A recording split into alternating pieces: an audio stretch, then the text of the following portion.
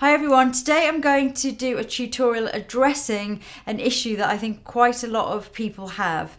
I've had so many lip related questions recently, and this one does come up time and time again. And that is that I've been asked, I'd like to wear stronger lip colours or I'd like to wear lipstick, but I feel like my lips naturally go down, and when I wear lipstick it really emphasises the shape of the downturned lip. So obviously if we're feeling very happy and we put our lipstick on and it makes us look like we look sad, that's not great. So I'm going to show you different ways that you can address that and make it go away. So a naturally downturned mouth can be something which is just genetically, that's the way your mouth is, or it can be obviously a sign of gravity or gravity taking its toll, which can start to pull your mouth down a little bit. I'm going to show you on me. I'll show you what I've got. Not a massively downturned mouth, but I do have the potential, if I was to paint my lips in a certain way, to have a very downturned mouth, because it's hard to say this and keep talking, but when I relax my lips, you'll see at the edges where the lip sort of finishes, I then have some lines almost. It's the sides of my mouth actually go quite down, although the lips start a little bit further in, if that makes sense. So here you can see the line finishes sort of here. I'm going to do this quite like over the top to start with.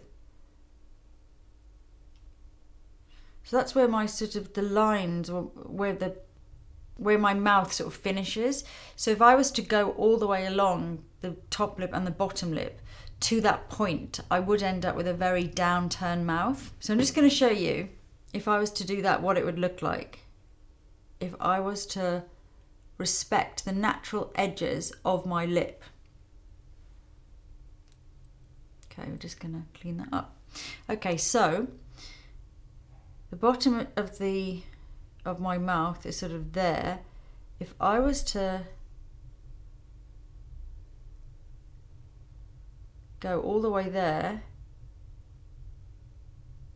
along, I'm not overdrawing, obviously. I know, I usually overdraw my lips, but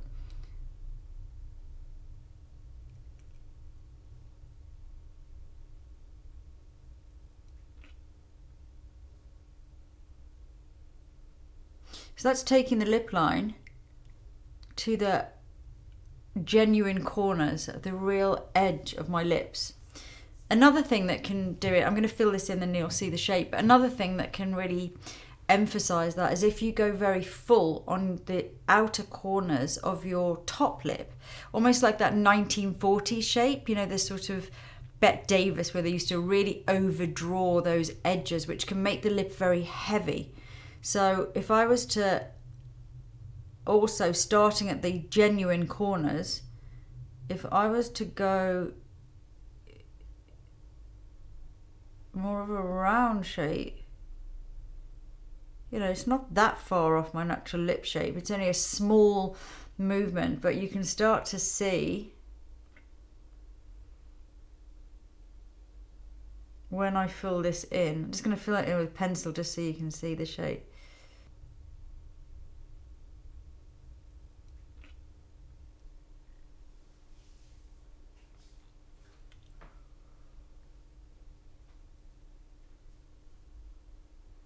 That's going right into those corners.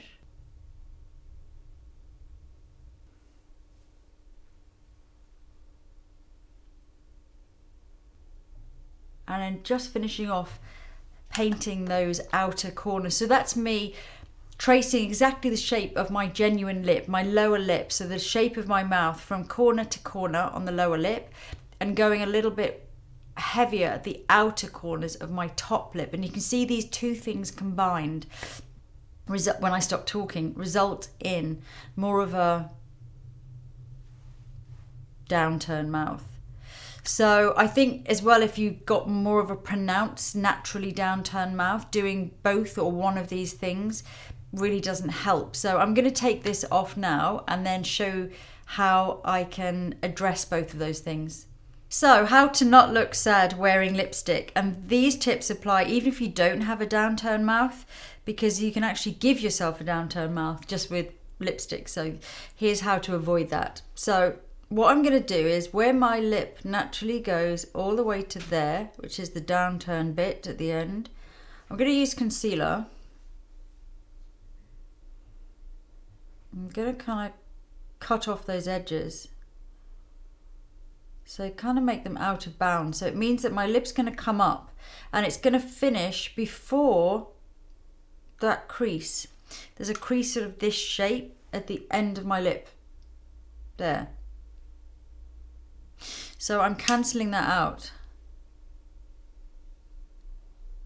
I'm going to do this a bit brighter, this concealer, than I would choose normally, just so it shows up. So I'm going to draw a line, in fact, just for the purpose of communication. So we're going to cut off those corners, both sides.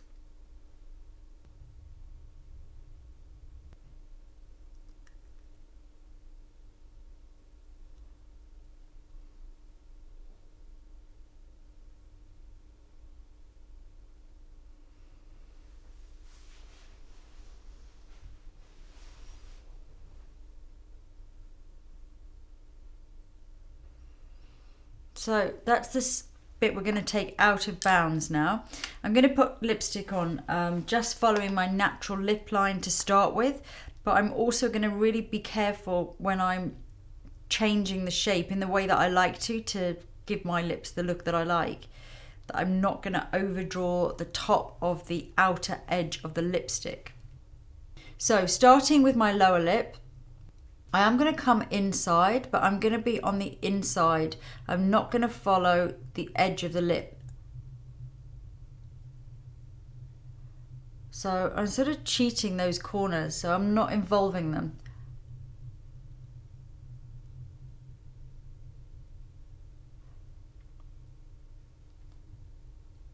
I'll blend all this concealer later. I just want to kind of show you what I'm trying to overemphasize, almost what I'm...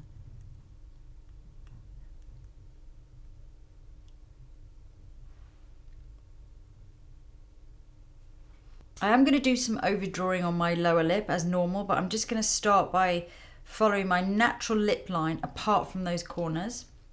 And then on the top, I'm going to start on the inside here, so all the way to the edge of the lip. So we are still doing the edge of the lips, but we're not going on the outside of that.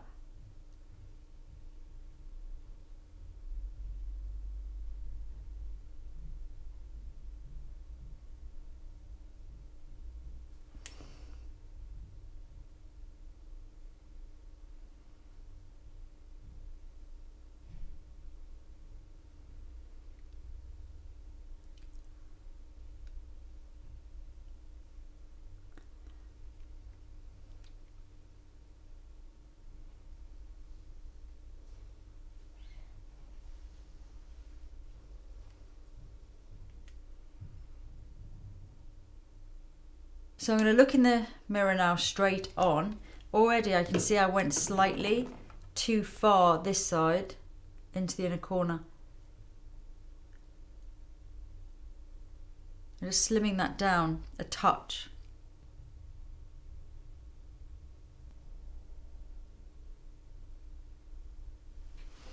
So what we've got now is that I haven't done my shape yet, but we've got my lower lip filled in with lipstick, but it's finishing before my downturn things there, my creases. I'm going to blend this concealer in. Then I'm going to do my shape. So I can still overdraw my mouth and I can still do all the things that I like to do, but I'm just being very mindful of those corners. So on my lower lip now, as I like to do, I'm going to smile and I'm going to overdraw in the center.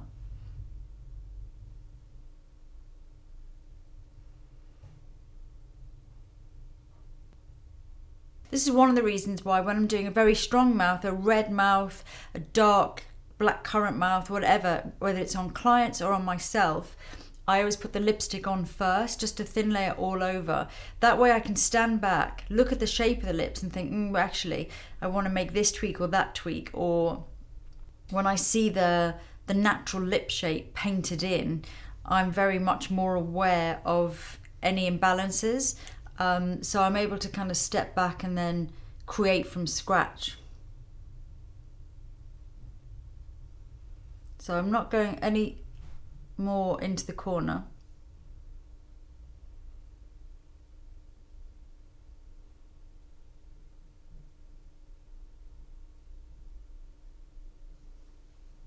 And then for top lip, again, I'm not going right into that lower corner and then coming up immediately. I'm sort of scooping up.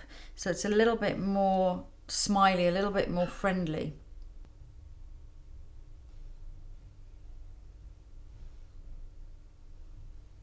Still overdrawing, but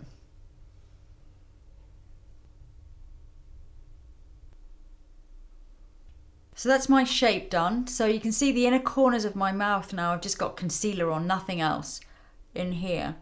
And there's the downturn crease, which we haven't entertained. So lipstick.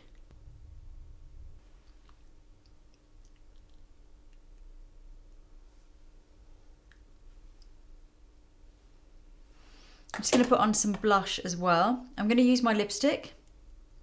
Someone's asking me also about this, using it. Yes, you can use it as blush. Sometimes I like to use it with a tiny bit of liquid highlighter.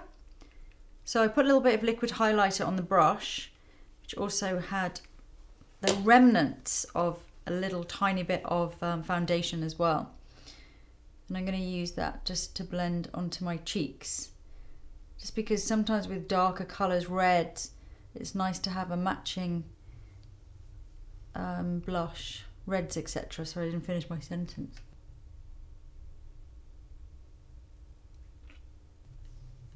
So that's the finished look. They're quite simple steps that can help you, either if you don't naturally have a downturned mouth, avoid creating that, or if you do naturally have quite a downturned mouth, just almost cutting off the corners on the lower lip and not going really heavy from the top corners in.